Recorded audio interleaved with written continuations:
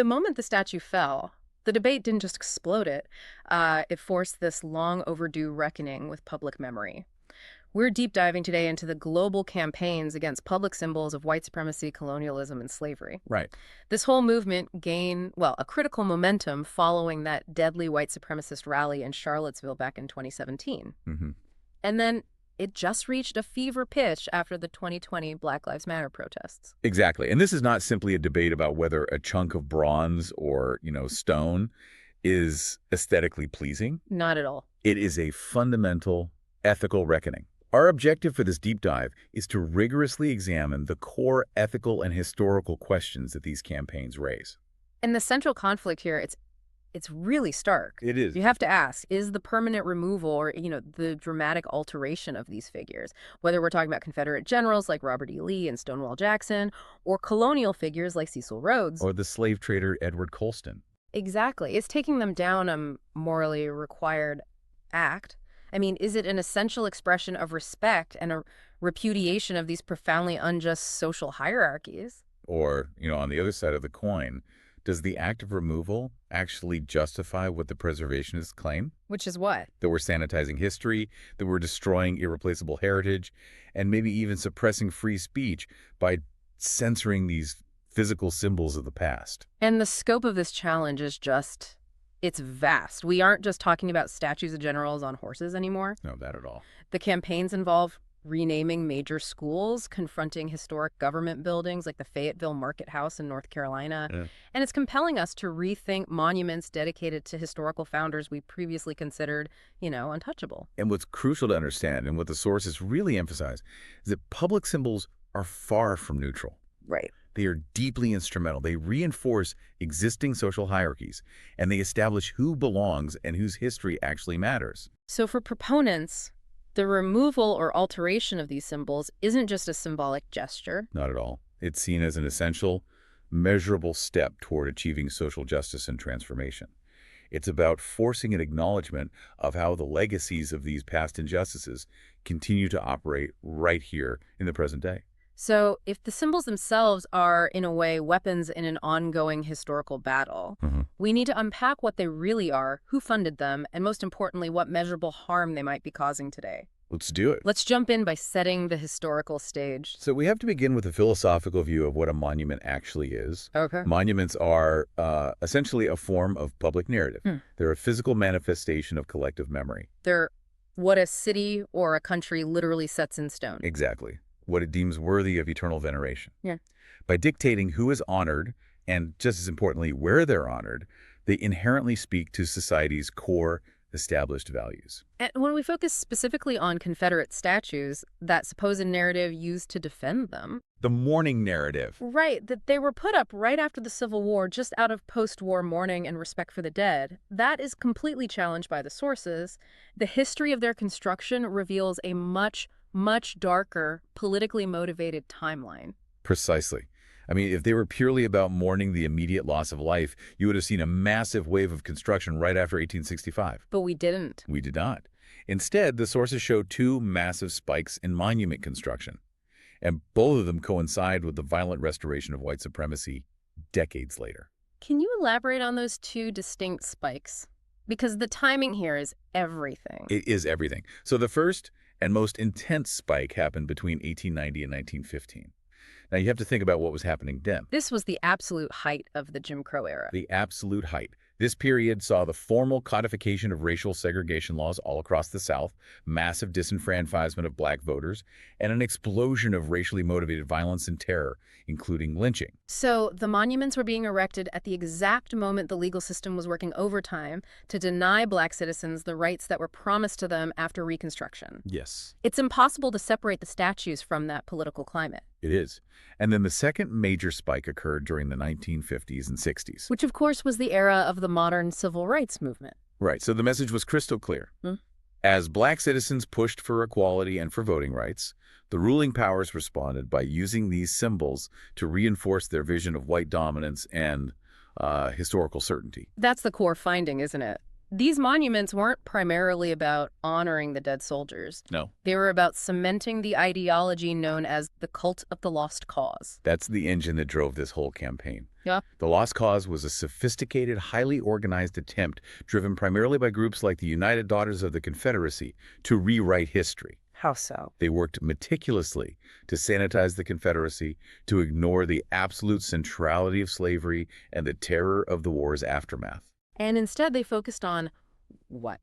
Romanticizing themes like states' rights. Exactly. States' rights, the supposed nobility of the Southern soldier, and this imagined idyllic agrarian society. It was history as propaganda. And that strategic intent dictated the location, which is a key piece of evidence. Oh, absolutely. These statues weren't just tucked away in cemeteries. They were placed in the most prominent public civic spaces. Look at the data. They were placed most frequently on courthouse lawns or right outside state capitals and city halls. This is completely intentional and highly symbolic. They were installed at the very seat of judicial and legislative power. The place where laws were made and justice was supposedly dispensed. Supposedly. Yes. So the message being sent to newly emancipated black citizens who were gaining some limited rights was unambiguous. Completely. Even if the law theoretically supported you, the symbolic power displayed at the seat of justice would ensure that those rights would not be upheld there. It was a tangible, silent declaration of political power and exclusion. And if we need any further clarity on the explicit purpose of the Confederacy, well, we just need to read the words of its own architects. This isn't a historical ambiguity. It is. It's written on the wall. Yeah, we are not talking about figures whose racism was just some quiet cultural failing of their time. The leaders of the Confederacy were explicit that their cause was fundamentally rooted in the supremacy of the white race. Take Alexander Hamilton Stevens. He was the vice president of the Confederacy. Okay. In his infamous cornerstone address, he explicitly proclaimed that the foundation of the new government rested on the great truth, that the Negro is not equal to the white man, that slavery, subordination to the superior race, is his natural and normal condition. That was the cornerstone. That was the cornerstone. There is no plausible argument for states' rights that successfully detaches itself from this primary declaration. And even the aesthetics of the Confederate symbols reflect this. You mentioned William Thompson, the designer of the Confederate flag. Yes, he explicitly stated they were fighting to maintain the heavenly ordained supremacy of the white man over the inferior or colored race. So the sources really compel us to acknowledge that any narrative trying to untangle slavery and white supremacy from the Confederacy requires a willful ignorance of the vast historical record. Including the Confederacy's own foundational documents and its leaders' statements. The monuments, therefore, simply reflect this unvarnished original truth about the cause they fought for. That's a critical shift in perspective. But let's look at the material culture of these monuments, because this is where we find a tremendous irony that completely undercuts the idea of local Southern heritage. It's a huge irony. You might assume that these symbols of Southern pride were lovingly carved by local Southern artists, but that's often not the case at all, is it? Not at all. I mean, the post-Civil War South was economically devastated. It lacked an established public sculpture tradition and, crucially, the industrial infrastructure required to cast massive bronze figures. Bronze casting is incredibly complex and very expensive. So monument committees had to look elsewhere to physically create these symbols of local identity. Exactly. They outsourced. A lot of the soldier statues were churned out by Italian carvers using white marble, which was a cheaper material than bronze. Or, even more commonly, they were mass-produced by large northern industrial firms. Wait, northern firms? Oh, yeah. We're talking about companies like the Monumental Bronze Company of Connecticut. These firms produced standardized, replicated soldier statues, often using cheaper substitutes like zinc, which were then sold wholesale through trade catalogs. So they were essentially mail-order kits being marketed as symbols of local history. That just completely undercuts the romantic narrative of the Lost Cause being some unique, localized cultural outpouring. It absolutely does. It shows the cosmopolitan and, frankly, the cultural nature of this commemorative activity. Even the most iconic and complex figures, like the massive Robert E. Lee Monument in Richmond, that was sculpted by a Frenchman, Antonin Mercier, and it was cast in Paris. The famous Charlottesville Lee statue was the work of a sculptor born in New York City. The money came from the South, but the means and the artists often came from the North. or from Europe. I find the anecdote about the Duchy statue particularly telling Oh, that one's amazing. because it shows that even the Southern people at the time rejected the poor quality of the truly local carving in favor of that standardized Northern aesthetic. It's a perfect encapsulation of the contradiction. Mm. So the Elbert County Confederate Monument was carved entirely in the South by a German-American artist named Peter Arthur Bider. And the locals hated it. They hated it. They mocked its ponderous form and its unsettling, startled expression. They nicknamed it Duchy. Wow. The locals were so repulsed by this genuinely local piece of art that a mob physically attacked it, brought it down, and buried it face down, calling it a traitor. Unbelievable. And what did they replace it with? They replaced it with a mass-produced, standardized, and far sleeker version from that Connecticut company, the Monumental Bronze Company. So in their quest for a symbol of pure Confederate heritage, they chose a sleek Yankee interloper over a locally carved embarrassment. Exactly. It demonstrates that the aesthetics of propaganda often trumped the authenticity of local craftsmanship. That deep dive into the historical intent of the statues provides a real moral foundation. But let's bring it into the present. The ethical arguments for removal, they're grounded not just in the past intentions of the builders, but in the measurable, demonstrable harm that's caused to citizens today. Right. And the foundational ethical argument here is rooted in the government's duty to its citizens. Public statues of historical figures, just by their very nature, express a positive, evaluative attitude. They confer honor, admiration, and respect toward the subject. And the state has a fundamental duty to condemn past wrongdoing. A duty to repudiate serious rights violations committed in its name. Yes. So, if the state retains public statues of individuals who explicitly perpetrated these violations, regardless of their other accomplishments, it fundamentally undermines the state's ability to discharge that duty sincerely. It creates a contradiction at the very heart of the state's moral authority. Exactly. And the philosophical position holds that you cannot weigh moral achievements against serious wrongdoing to justify public honor. The statue is a positive endorsement. Right. For example, a Confederate general's military prowess, however great, cannot negate or justify the honor bestowed upon the act of fighting to preserve slavery. The government cannot endorse subordination while simultaneously claiming to respect the equal rights of all of its citizens. And when a monument conveys an endorsement of subordination, what is the effect on the citizens who are subject to that message? Well, it creates a form of what's called effective injustice. Effective injustice. And this is more than just feeling uncomfortable or offended. It's the symbolic failure of the state to affirm the equal moral status of all citizens. When monuments convey the idea that historical subordination was acceptable or even praiseworthy, they transform the public space, which should be neutral and welcoming, into a hostile environment. And this robs vulnerable groups of the assurance that their constitutional rights will be respected. It fundamentally does, yes. And this moves the debate out of the realm of abstract heritage and into the concrete consequences of public symbols.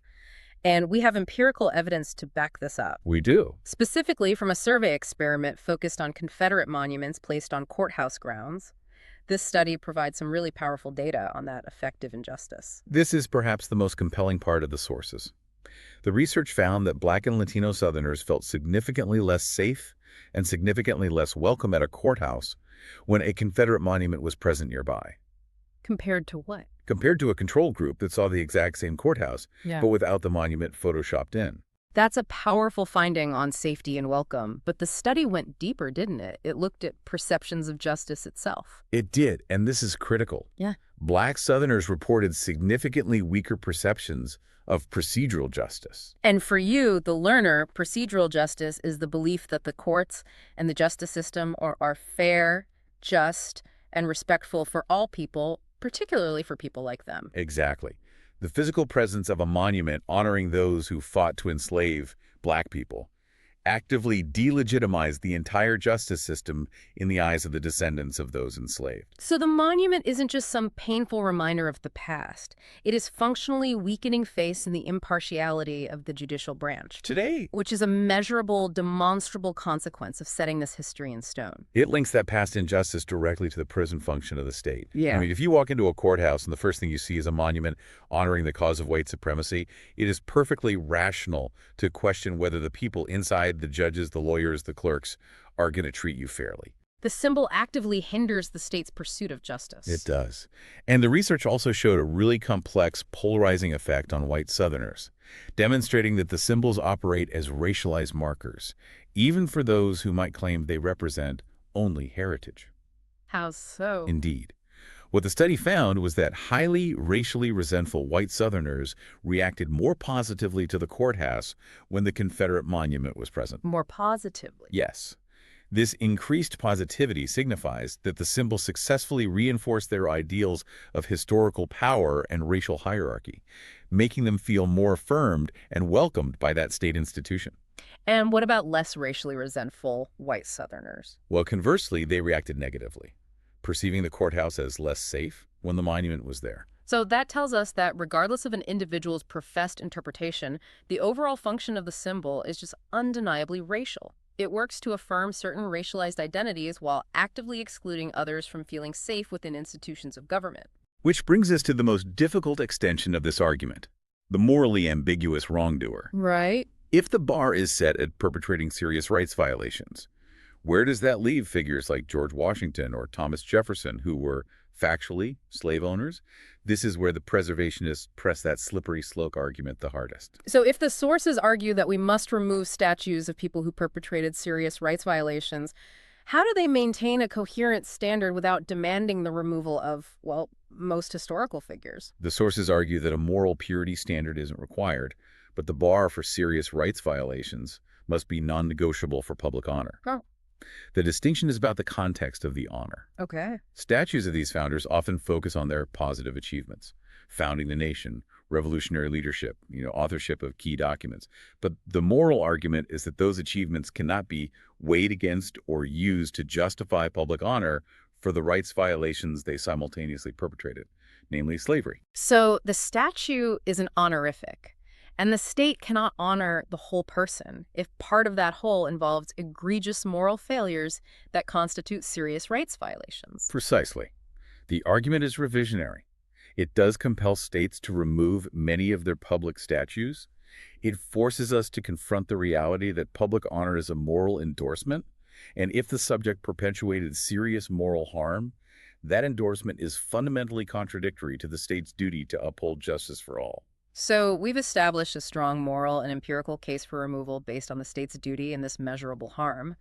But the counterarguments, the calls for preservation, they're incredibly potent politically. They are. They center on maintaining ties to heritage, the fear of whitewashing history, and the importance of free speech. And the erasure of history argument is most persistent defense. It's emotionally powerful because it suggests removal means forgetting the past. But removalists refute this directly. And logically, statues are fundamentally symbols of reverence, not historical records. So if they aren't historical records, why did they cause such a fuss? Because they are repositories of cultural power and political endorsement.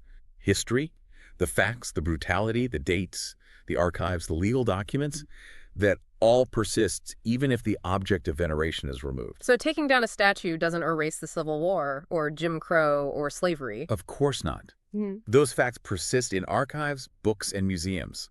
The monument itself is not essential for education. We mentioned Mayor Alondra earlier. He made the point that the monuments themselves were attempts to rewrite history to hide the truth. Right. So taking them down is not erasure. It's an act of correction and truth-telling. It is. The state can put up a historical marker detailing where a statue used to be before it was removed, noting the date and the political decision behind the removal. That action sparks a much more honest, educational conversation about our past and present values than simply leaving the original unchallenged monument standing as an endorsement. But the preservationists raise the slippery slope, arguing that setting the moral standard too high will lead to a purge of nearly every historical figure who was complicit in injustice. And this is acknowledged as a legitimate concern even by those who favor removal. And this concern is actual, not merely theoretical. We have concrete examples globally. Look at Chicago's Monuments Project, which was tasked with reevaluating the city's commemorative landscape. Okay. They released a list of 41 prima facie problematic monuments. And this list included statues of celebrated Union figures like Abraham Lincoln and Ulysses S. Grant. That immediately changes the nature of the conversation. Why were Lincoln and Grant flagged? Well, their rationale was based on their roles in the forcible removal and dispossession of Native Americans.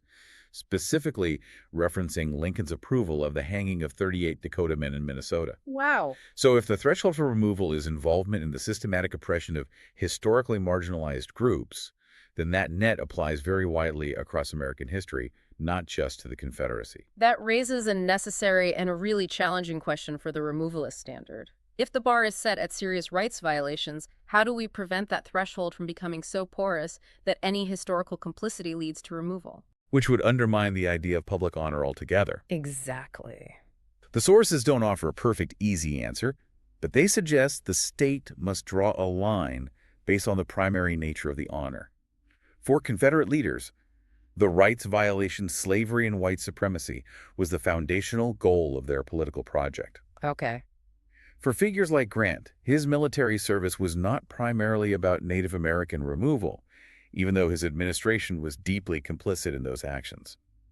It's a difficult nuance, but it attempts to differentiate. And this complexity pushes the discussion beyond the Civil War and connects directly to another major target of removal campaigns: statutes normalizing settler colonialism. And what's fascinating here is how the ideology of settler colonialism, the systemic replacement of indigenous populations with an invasive settler society, is renewed and normalized visually in our public squares. Right. Take the Leif Erikson Monument in Duluth, where the inscription proclaims him the discoverer of America, without any acknowledgement of the indigenous presence or the historical ramifications of discovery. Or the numerous monuments that feature indigenous people as mere props. Absolutely. The sources noted over 250 monuments featuring American Indians as props in white narratives, often unnamed, lacking tribal designations, or conflating them as useful guides or antagonists whose inevitable demise is just part of progress. Like that sculpture, The Progress of Civilization. Exactly. The reductive, often dehumanizing nature of these settler colonial monuments conveys a powerful, immediate message that white settlement, and thus Indian erasure, is fundamental and essential to national progress. This isn't just symbolic harm. It directly undermines Native sovereignty in the present. The policymakers who walk past sculptures that visually position unnamed Indians as defeated elements in a story of white liberty and civilization. They're often the same ones who refuse to respect tribal sovereignty in contemporary legal and policy decisions. Precisely. The symbols reinforce whose narrative matters and who holds power.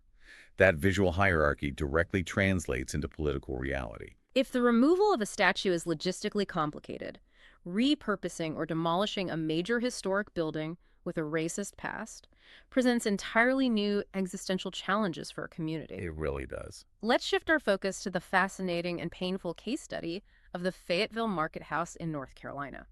The Fayetteville Market House is a microcosm of this architectural dilemma. It's a very unusual structure built in 1832 in the style of an English town hall market. And it's Fayetteville's only national registered historic landmark, which gives it immense historical weight. But the history contained within its walls is undeniably ugly. Undeniably. Its first floor served as the central slave market for the entire region. Wow. And more chillingly, a bell in the cupola was run multiple times a day, including signaling the 9 p.m. curfew for enslaved people. The structure itself is fundamentally rooted in the economics and enforcement of human bondage. So when the local debate exploded in 2020, it quickly polarized the community. You had strong, often religious-based arguments for total demolition. Yeah, the argument for demolition was powerfully led by religious leaders from the city's black churches, notably Reverend Christopher D. Stackhouse, who actually delivered the eulogy for George Floyd. And what was his argument? Stackhouse argued that the structure is rooted in racist history, not noble heritage, and that they must demolish it to free ourselves of it. They framed it as a spiritual need to remove the physical embodiment of historic trauma. And there was a petition. A Change.org petition demanding its replacement with a landmark that does not glorify slavery. It got over 125,000 signatures. But then you had equally strong arguments within the local black community advocating for preservation and repurposing. This wasn't a simple white versus black debate. Not at all. It was incredibly complex. Community leaders like Demetrius Haddock argued for making it a place of historical truth. Their view was that demolishing this structure would erase the evidence of the brutality. It would make the memory of the slave market less tangible. So they wanted to update the memorial plot. To honor the strength and resistance of the enslaved who were bought and sold there. Yes. That's a profound contrast. The need for spiritual freedom through removal versus the need for historical truth through preservation. Exactly. And other highly innovative proposals surfaced too. Some suggested repurposing it as a George Floyd Memorial Center, or drawing on its original function, returning it to a market space, but strictly dedicated to black vendors. Effectively reversing the historical power dynamic. Right. So, what did the city ultimately decide to do, considering the depth of the local feeling on both sides? The majority black city council ultimately voted against demolition or relocation. They proposed several repurposing options, recognizing the intense local attachment to the physical structure itself, despite its horrific past. It seems like it was a good faith effort. It was framed as a good faith effort to acknowledge the painful history without erasing the physical evidence of that history entirely. It just underscores the immense complexity involved when the object of debate is woven into the physical architectural landscape of a community. And this reckoning is clearly not confined to the United States. If we connect this to the broader global picture, we see similar campaigns against colonial figures operating with the exact same moral logic. Oh, absolutely. Consider Cecil Rhodes, the arch-colonialist whose vision violently expanded the British Empire across southern Africa. His monuments are particularly egregious. Because the very thing being commemorated, his role in violent imperial expansion, is precisely what makes him morally objectionable today. The Rhodes Must Fall campaign at the University of Cape Town in 2015 really set a precedent globally, didn't it? It did. They successfully led to the removal of his statue there. And perhaps the most famous international case is Edward Colston, the Bristol slave trader. In 2020, protesters took matters into their own hands, toppling his statue and dramatically dumping it into the harbor. A really dramatic scene. But what's crucial for you, the learner, to note here, is the legal aftermath. The 4 protesters charged with criminal damage were later acquitted at Bristol Crown Court. Acquitted.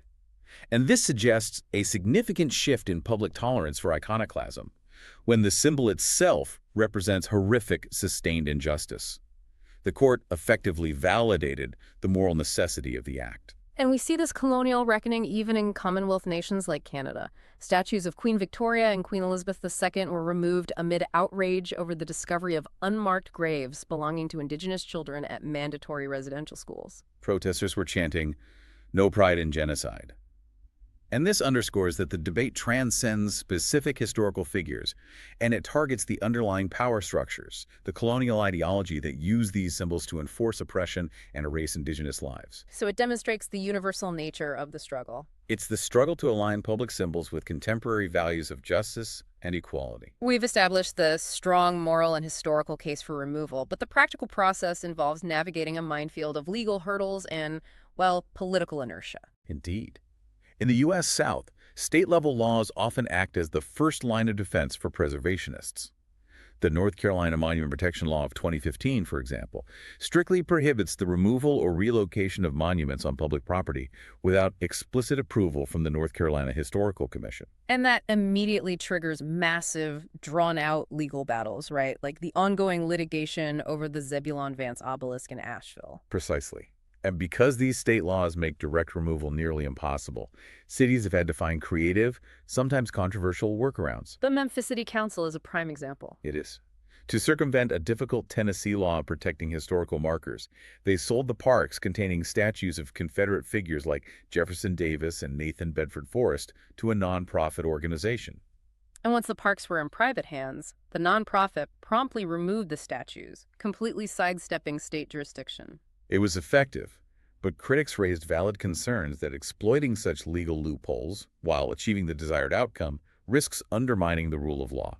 It establishes a precedent that preservationists or any other group could potentially exploit in the future to protect or remove symbols based on their own narrow political goals.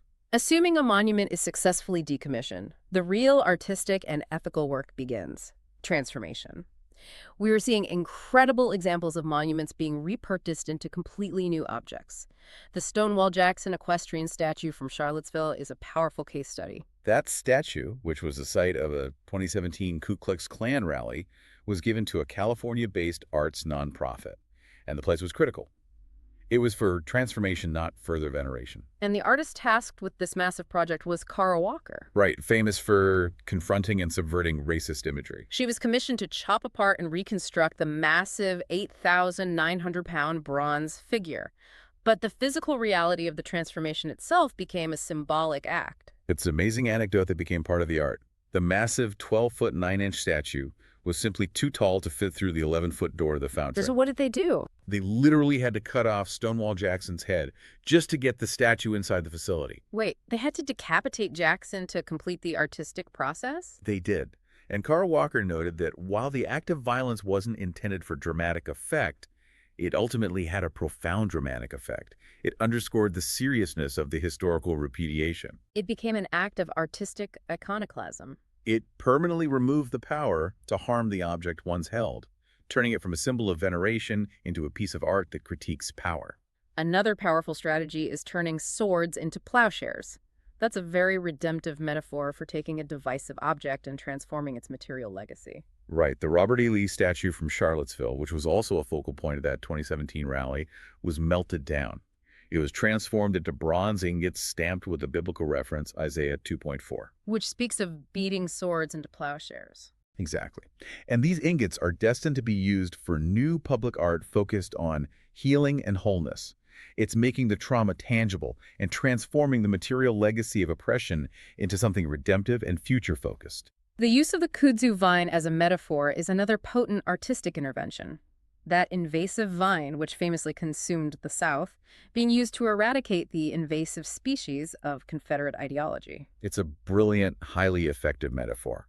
Artists like Dave Lowenstein and the Kudzu Project have used the imagery of this rapidly growing invasive species, even knitting hundreds of kudzu leaves to drape over statues to symbolize the overwhelming and ultimate demise of the lost cause myth. The metaphor is that the monument itself is an invasive species. It is.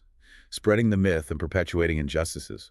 The goal is to metaphorically and literally fight to eradicate the invader and to uproot it from the soil that protects it. And finally, we have the powerful statement of emptiness. In places like Durham, North Carolina, and New Orleans, the empty plinths, the unoccupied pedestals, have become just as historically charged as the statues themselves. The empty space signals a decisive choice.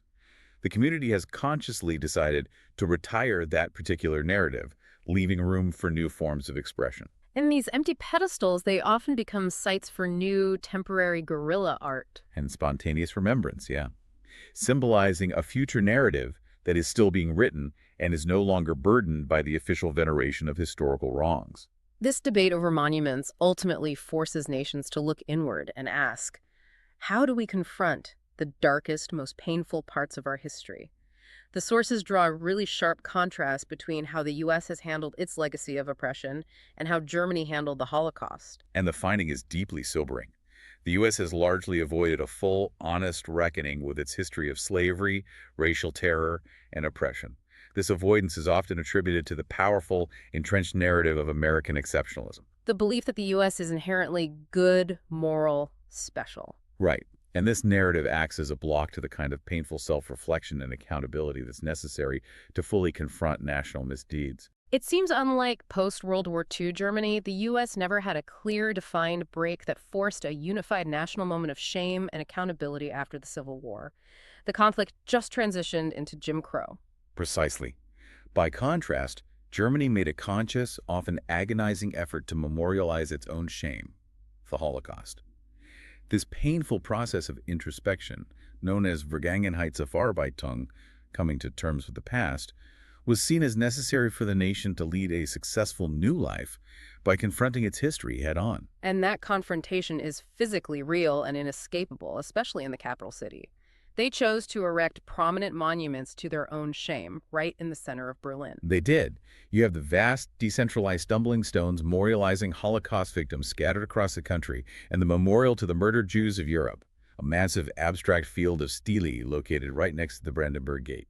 I know of no other country in the world that erects such massive, prominent, and unflinching monuments to its own shame in the heart of its capital. It's a completely different relationship to public memory than the U.S. model, which for decades refused to even acknowledge the history of slavery in the public landscape, let alone the history of lynching and terror. Which is why the work of Brian Stevenson's Equal Justice Initiative, or EJI, in Montgomery, Alabama, is so crucial. It is.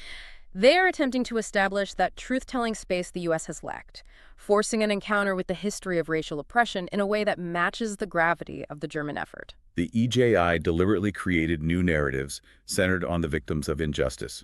They built a national memorial to peace and justice, dedicated to lynching victims, and the new Freedom Monument Sculpture Park.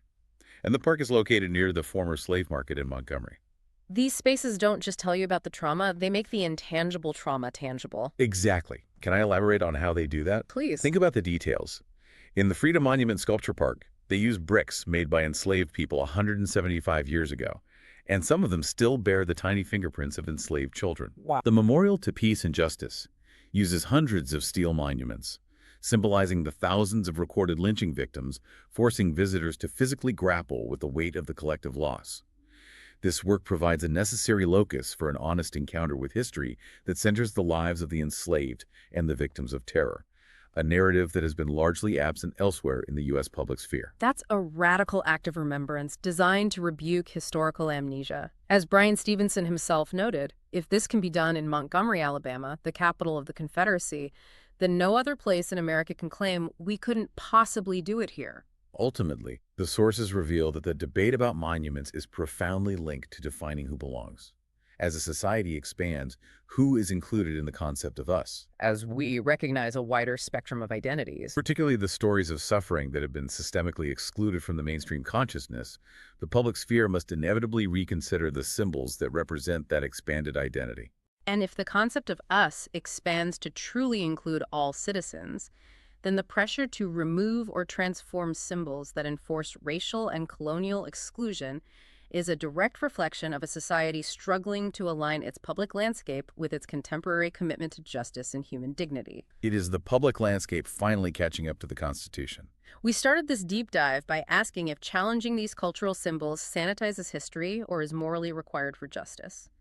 What this extensive exploration reveals is that challenging symbols, whether they are statues of Robert E. Lee, Edward Colston, or ambiguous figures in the settler colonial narrative, is essential for achieving social justice and transformation, even if the process incites intense political polarization. And that polarization, as the empirical evidence shows, is not a distraction.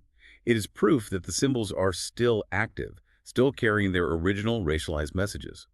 The wounds of history are actively felt in the present, impacting people's physical and psychological sense of safety and belonging in public institutions, like our courthouses. The goal has shifted entirely. It's no longer about historical closure, which monuments often seek to achieve, but rather about historical accountability. We've established that the moral argument against keeping statues of serious wrongdoers is incredibly strong, that the state's duty to condemn past injustice outweighs the preservation of veneration.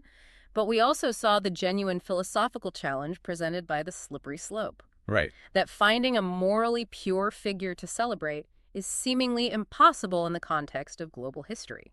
And this raises an important question for you, the learner, to consider moving forward as communities continue to grapple with their public spaces. If statues of specific people are inherently flawed and prone to later controversy, forcing endless cycles of debate and removal. Should future generations simply focus their public commemoration efforts exclusively on events and ideas? Exactly. Think again about the power of the Holocaust Memorial in Berlin, which commemorates a horrific event and the courage to confront it, or the Vietnam Veterans Memorial, which focuses purely on the collective experience of loss. Is shifting away from flawed individuals toward commemorating collective experiences or moral concepts the safest, most enduring path for public memory to serve justice?